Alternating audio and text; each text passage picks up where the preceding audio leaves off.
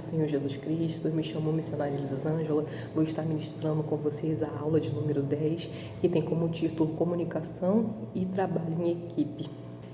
O tema base desse estudo se encontra em Efésios 4, capítulo 4, versículo 15 e o 16, que diz o seguinte: antes, seguindo a verdade em amor, crescemos em tudo, naquele que é cabeça, Cristo, dele todo o corpo bem ajustado e consolidado pelo auxílio de toda a junta, segundo a justa cooperação de cada parte, efetua o seu próprio aumento para edificação de si mesmo em amor.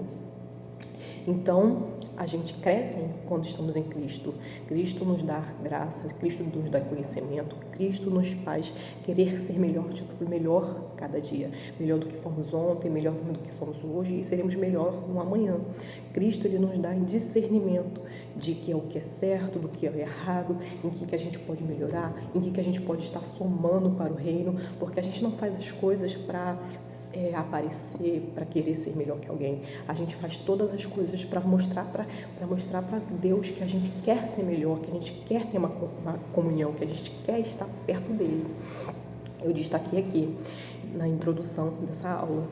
Vivemos em um tempo em que muitas pessoas possuem talentos, conhecimentos e capacidades técnicas, mas poucos sabem trabalhar em equipe, nas empresas, na família e na igreja. Muitos problemas não acontecem por falta de recursos, mas por falta de comunicação.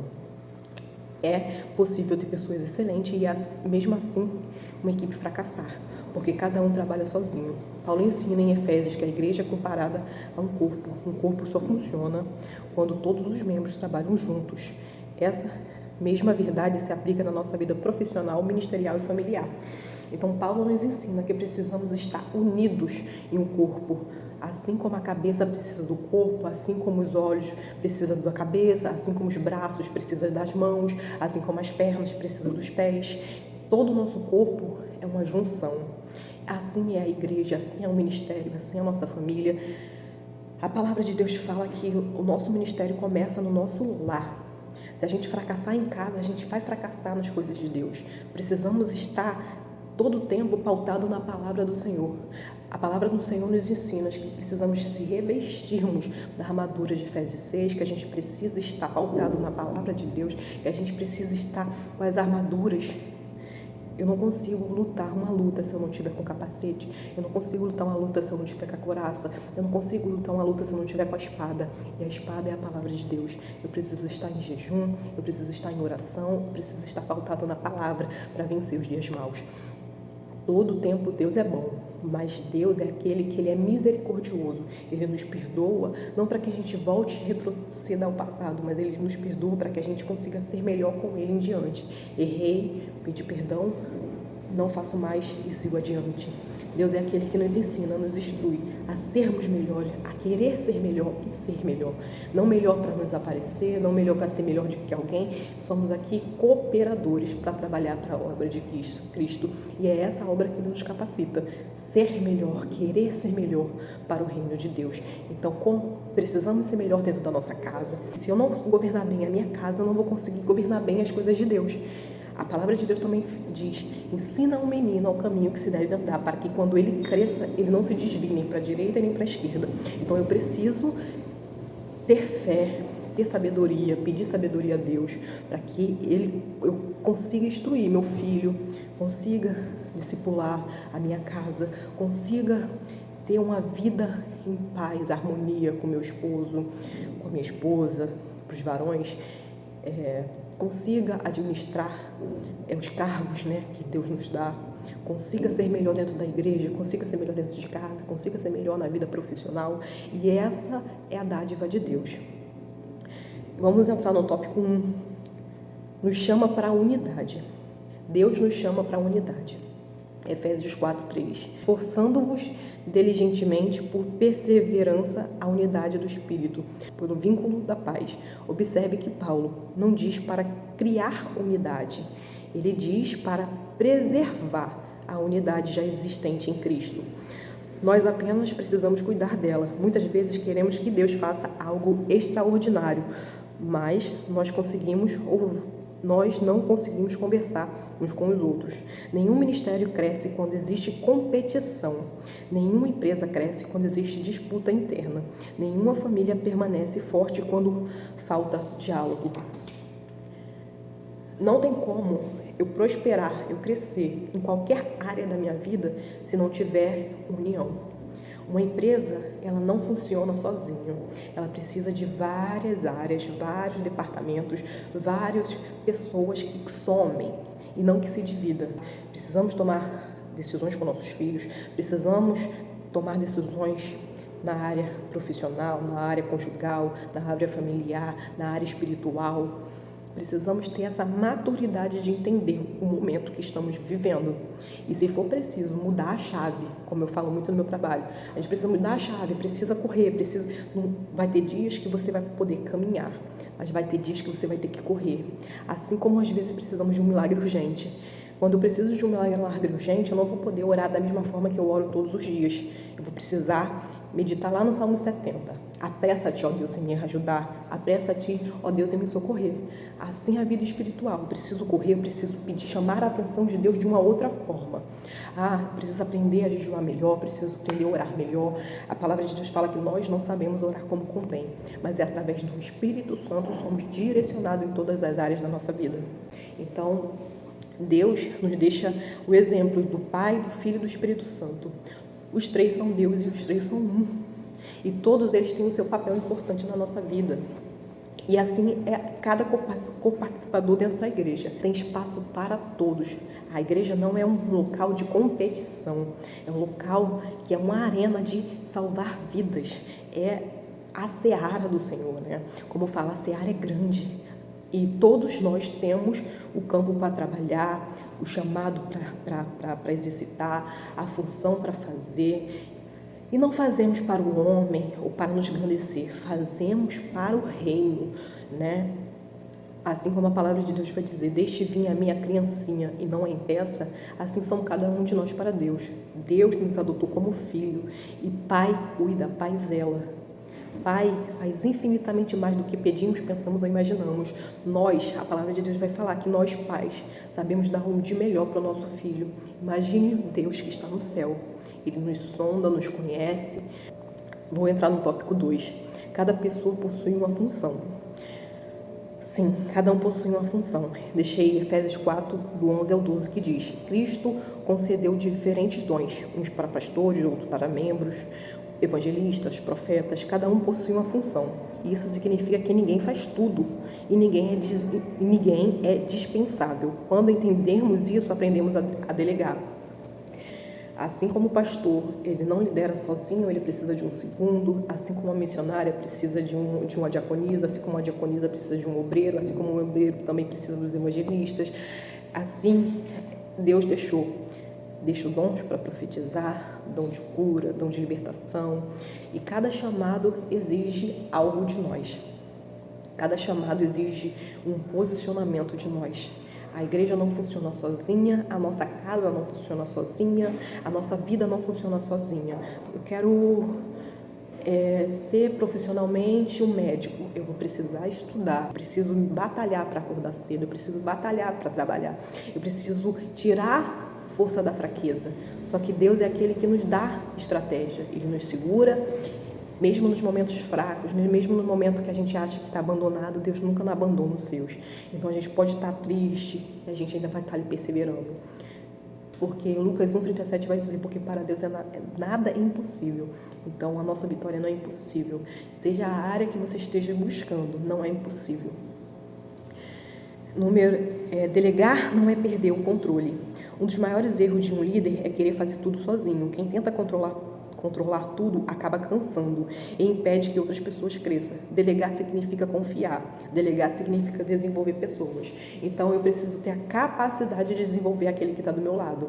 Não porque eu não posso ter medo de achar que ela vai roubar meu lugar, que ela vai ser maior do que eu, porque no reino não existe ser maior. Ser maior, ser melhor, somos iguais perante a Cristo. Cristo morreu por todos sem acepção de pessoa. Nós não podemos fazer acepção de pessoas. Nós precisamos crer. Nós precisamos confiar. Nós precisamos discipular. Nós precisamos levar a fé a outro patamar, sim fazer que o outro enxergue que não, às vezes, o que precisa ser feito não precisa ser mandado, precisa ser algo que nasça o desejo no coração de cada um. E eu ainda deixei aqui exemplos de Moisés. Êxodo 18. Jetro disse: não é bom o que fazes. Moisés queria resolver todos os problemas do povo, até que Deus levantou líderes para ajudá-lo. O resultado, o povo foi melhor atendido. Moisés ficou menos sobrecarregado e a obra cresceu. Precisamos ter esse discernimento de saber o momento que eu preciso falar e preciso saber calar. Moisés estava vivendo um tempo que era muitas pessoas para ele administrar sozinho e ele precisou levantar líderes para ajudar ele no fardo. Assim somos nós. Precisamos ter essa capacidade de formar líderes para que a gente possa delegar funções e atuar em outras áreas. Nós somos capacitados porque Cristo nos capacita. Com a oração, com o jejum, com a palavra, com a busca, a gente tem esse discernimento de querermos ser melhor, de sabermos ser melhor, de aprendermos a olhar com um olhar espiritual para todas as circunstâncias. E eu ainda destaquei aqui um pouco, porque se fosse falar tudo ia durar muitas horas, mas um resumo, que eu queria deixar para os irmãos nessa aula é o meu testemunho pessoal. Eu destaquei um pouco, tá, gente? Eu botei aqui. Gostaria de compartilhar um pouco da minha caminhada profissional. Hoje eu trabalho na área da auditoria, conduzindo inventários, análise de risco, operacionais, acompanhamento, indicadores e atuando junto a áreas operacionais, fiscais, TI, controladoria e logística. Mas a minha história não começou aqui. Comecei trabalhando no suporte em loja, depois fui para o faturamento, passei pela logística, aprendi sobre estoque, participei de inventários, passei anos aprendendo processos. Mais tarde, tive a oportunidade de atuar como assistente e hoje sou auditora de uma empresa. Quando olho para trás, percebo algo muito importante. Nenhuma promoção aconteceu por acaso. Nenhuma oportunidade surgiu apenas por eu fazer cursos e nenhuma porta foi aberta apenas porque eu tinha conhecimento. Foi Deus que abriu cada porta. Muitas vezes eu me perguntava: Senhor, por que eu estou aqui? Hoje eu entendo. Cada função que desempenhei foi uma preparação no suporte da loja que aprendi a servir, no faturamento aprendi responsabilidade, na logística aprendi organização, nos inventários aprendi disciplina, na auditoria aprendi liderança, análise e tomada de decisões.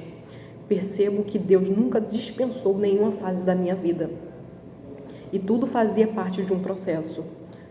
Também aprendi que ninguém cresce sozinho. Durante a minha caminhada, encontrei líderes que me ensinaram, colegas que me ajudaram, pessoas que confiaram em mim e aprendi a ouvir. Aprendi errando, aprendi sendo corrigida. Hoje consigo conduzir auditorias, apresentar resultados para gestores e conversar com diferença em outras áreas da empresa. Mas isso não aconteceu da noite para o dia, foi Deus que me preparou. Porque antes de me promover alguém, Deus forma caráter dessa pessoa. E a Bíblia diz, Provérbio 3, 5, 6, 7, diz: confia no Senhor teu Deus de coração, Ele endireitará as tuas veredas. Se existe algo que aprendi na minha trajetória, é que competência abre portas, mas é Deus quem abre as portas certas. Meu desejo nunca foi apenas crescer profissionalmente. Meu maior desejo é que as pessoas possam enxergar Cristo através da minha vida, da minha postura e da minha ética e da maneira como trato as pessoas. Então, não é apenas só crescer. Deus nos lapida em todas as áreas, em toda a trajetória. A nossa vida, a nossa jornada cristã começa de baixo. E eu vejo assim na minha vida profissional. Passei por diversas áreas, tive oportunidades, mas eu vivi essa transformação, esse permitir que Deus transformasse o caráter para que hoje eu pudesse estar sendo uma auditora. Uma auditora não é algo que eu só apenas, eu estudei, eu aprendi, agora estou fazendo. Não, eu precisei passar degrau por degrau, degrau por degrau. Não é só estudar, não é apenas só ir para a faculdade, não é apenas só pegar um canudo, é você aprender. Todo o tempo, toda a área tem uma estrutura. Passamos por diversos ventos na nossa vida. Só que a gente vive estações. Tópico 3. Comunicação eficaz. Provérbios 15:1. A resposta branda desvia o furor. Uma palavra pode construir, uma palavra pode destruir e uma palavra pode destruir.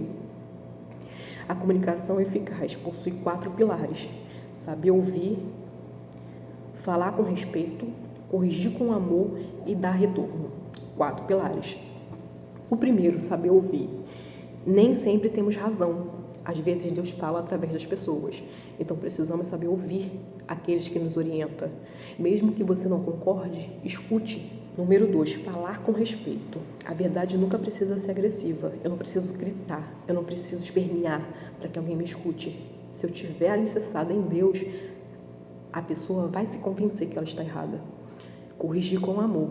Paulo corrige igrejas inteiras, mas sempre demonstrava amor. Eu posso ver alguém fazer algo errado, eu posso chamar para conversar, eu posso orientar, mas sempre com amor e com respeito, porque é isso que Deus espera de nós. Ainda que alguém te bata, ainda que te xingue, ainda que alguém te cuspa, ainda que a pessoa não aceite, corrija com amor. E o mais quem fará é Deus. E o quarto, dar retorno. Silencie também comunicar. Silêncio também comunica.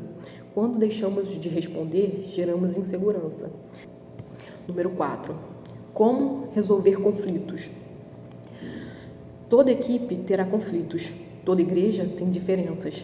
Toda família enfrentará desafios. E o problema não é o conflito. O problema é como reagimos. Jesus ensina em Mateus 18:15. Se teu irmão pecar contra ti, vai e repreenda-o entre ti e ele só. Antes de falar para outras pessoas, converse. Antes de julgar, escute. Antes de romper, ore. Eu preciso ter discernimento. Eu preciso saber me comportar no momento da fúria. Eu preciso ter entendimento do que Deus precisa que eu faça. Tem vidas que ainda não foram libertas. Então ela vai atuar sobre você de uma forma que você não vai entender. Mas como agir, você precisa estar agindo conforme a direção de Deus. Porque Deus é aquele que nos acalma, é aquele que nos dá orientação, é aquele que nos discipula, é aquele que nos orienta e fala: filho e filha, não é assim. Filho e filha, acalma-te. Filho e filho, eu estou agindo. Vai ter momentos que Deus vai mandar você falar. E vai ter momentos que Deus vai falar: calma, fecha a boca, deixa que eu falo, deixa que eu faço, deixa que eu corrijo. E vai ter momentos que Deus vai falar: fala, corrige, mostra que não é dessa forma. Mas tudo em Deus, não no carnal. Porque quando somos carnais, a gente explode, a gente fala algo que vai machucar. E não é isso que Deus nos chamou. Deus nos chamou para sermos discípulos e precisamos aprender. Deus é amor. Ele é amor. Apesar de Deus também ser fogo consumidor, Deus é amor. Ele nos ensina a usar o amor para certas situações. Então, sim, eu vou precisar. Fazemos parte de uma igreja e a igreja são membros e pessoas são, sim, difíceis de lidar. Mas Deus nos dá estratégia para lidar em todas as áreas. Número 5. A igreja é um corpo. Efésios 4:16. Paulo comparava a igreja a um corpo humano. Imagine um corpo onde a mão decide parar, ou os pés resolvem competir com os olhos. Todo o corpo sofre exatamente isso. O que acontece quando cada ministério trabalha isoladamente, quando um departamento não conversa com o outro, quando líderes deixam de caminhar juntos? Então, meu pastor não comunica o seu vice, ou seu vice não comunica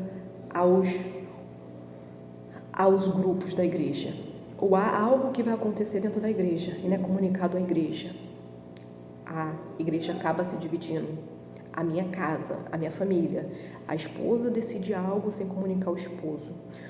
Os pais não comunicam os filhos não comunicam algo que vai fazer com os pais. Isso há uma divisão. Eu preciso ter concordância, porque a palavra do cristão é sim, sim, não, não. A Bíblia vai dizer o que passa disso é procedência maligna. Então eu preciso ter firmeza nas minhas palavras, eu preciso ter firmeza nas minhas atitudes. E eu só sou direcionada até a atitude, a palavra certa, quando eu estou pautada na palavra. Então eu quero fazer algo, eu quero me direcionar a algo, eu quero me aperfeiçoar a algo. Eu preciso orar, eu preciso buscar, eu preciso jejuar, eu preciso buscar o Senhor. Eu coloquei aqui, nesse tópico 5, aplicação profissional. Qual é a aplicação profissional em tudo isso?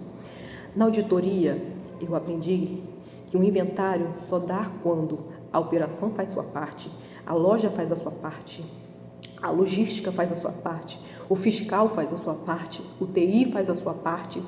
Quando um setor falha, toda a operação sente. Na igreja, acontece exatamente da mesma forma. Cada ministério é importante, todos dependem um dos outros. Então, não é só o pregador, não é só o pastor, não é só o grupo de louvor, não é só o membro. Cada um precisa do outro dentro da igreja, assim como num setor precisa cada um estar fazendo a sua parte. Porque senão desmorona, senão é algo construído sobre areia. E Deus não nos chama para construir nossa vida sobre areia, e sim sobre a rocha que é Cristo. Então toda decisão que eu for tomar, eu preciso estar pautado sobre a rocha, sobre Cristo. Então eu tenho dúvida, Cristo, aos pés de Deus, vou orar até que Ele fale, até que Ele responda, até que Ele me oriente ou até que Ele me instrua como vai ser. Eu deixei aqui perguntas para reflexões que a gente precisa fazer sempre. Como está a minha comunicação? Seja a minha comunicação na minha família, seja a minha comunicação com a minha liderança, seja a minha comunicação com tudo que eu preciso fazer. Casa, trabalho, família, ministério. Eu preciso ter essa importância, dar essa importância como está a minha comunicação. Porque às vezes eu quero fazer, mas será que eu já comuniquei para o meu pastor que eu vou fazer? Será que ele já me orientou se realmente é isso que eu devo fazer? Eu quero comprar isso, mas será que eu já conversei com o meu marido, o que ele acha, com a minha esposa, o que ela acha? Mas eu quero estudar isso. Será que eu já comuniquei com Deus? Falei, Deus, como está a minha comunicação com o Senhor? Estou entregando tudo ao Senhor? Estou esperando no Senhor? Porque Ele fará todas as coisas na minha vida. Então, para me colher algo, eu preciso plantar algo. E que a minha semente não possa ser plantada em qualquer terra, ser jogada. Ela precisa ser arada, ela precisa ser plantada em uma terra que dê frutos. E para o fruto dar, eu preciso plantar, eu preciso regar, eu preciso cuidar daquela sementinha para que ela venha a florescer. Segunda pergunta, tenho ouvido mais do que falado? Às vezes a gente precisa fechar o ouvido e falar. E vai ter vezes que a gente vai precisar fechar a boca e escutar. Terceira pergunta, tenho trabalhado em equipe? Então, eu não sei a área que você trabalha, mas na nossa vida, em todas as áreas que nós trabalhamos, precisamos de alguém. Não fazemos nada sozinho. Numa empresa eu vou precisar do RH, eu vou precisar de um chefe, eu vou precisar de alguém para me instruir, para falar comigo ou para se justificar por mim. Então, assim, todas as áreas da nossa vida, até dentro do ministério, você vai ter um líder, vai ter um pastor, vai ter alguém falando por você. Quinta pergunta, eu tenho delegado? Eu não sei qual é a sua função, eu não sei se você é um pastor, se você é uma missionária, mas você, em algum processo na sua vida, você vai precisar delegar, vai precisar instruir, vai precisar dar funções para alguém. E Deus tem te capacitado para isso, minha irmã e meu irmão. A sexta pergunta, eu tenho resolvido conflitos da forma que Jesus ensinou? Jesus ensinou de várias formas, de vários jeitos. Jesus foi o maior evangelista, o maior pastor que já existiu, o maior que discipulou, porque ele nos mostrou exemplos de resolver conflitos, exemplos de amor, exemplos de perdão, de como liberar, de como tratar, de como cuidar, não só da ovelha, mas muitas vezes de cuidar de nós mesmos, curados para curar. Então, nos curamos dos nossos traumas e ensinamos outras pessoas a se curar, mas tudo em Deus. E a última pergunta: minha postura aproxima ou afasta as pessoas? Precisamos ter essa pergunta em mente. A minha postura, a minha conduta está fazendo as pessoas a se aproximar ou se afastar de Deus? Precisamos ser sal e luz. A palavra vai dizer que somos sal e luz dessa terra. Estamos salgando? Estamos brilhando? Estamos trazendo a luz na escuridão da vida das pessoas? Se você tem essa certeza, continue, porque você vai estar no caminho certo. A palavra de Deus diz que o céu é estreito, que a porta do céu é estreito. Então, sim, a gente vai precisar sempre estar nos cobrando muito mais para que Deus possa agir na nossa vida e agir na vida de outras pessoas sobre a nossa vida. E eu vou deixar uma pequena conclusão da nossa aula. Deus nunca chamou uma pessoa para fazer tudo sozinho. Ele chamou um corpo. Quando existe comunicação, existe crescimento. Quando existe unidade, existe fortalecimento. E quando existe humildade, existe aprendizado. E quando existe Cristo no centro, existe vitória. Então, quando eu tenho uma certeza que eu discipulei, eu posso delegar essa função para outra pessoa discipular também. Com certeza. Assim como Deus aflorou não só o meu ministério, como a minha vida profissional, Ele vai aflorar o de vocês também. E eu vou deixar uma frase final.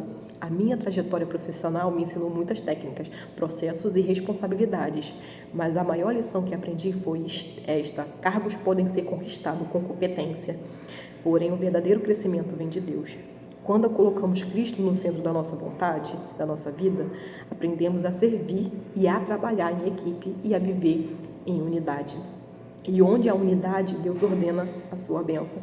Então, que a gente possa aprender a viver em unidade, a servir em unidade, a mostrar essa unidade para Deus. Porque ali onde aprendermos a demonstrarmos a Deus, Ele libera a sua bênção. Que Deus possa liberar a bênção que Ele tem para você, sobre a sua vida, sobre a sua casa e sobre a tua trajetória. Eu tenho certeza que uma hora você vai voltar aqui nesse vídeo para testemunhar o que Deus está fazendo sobre a sua vida. Em nome de Jesus. Fiquem na paz. Um grande beijo.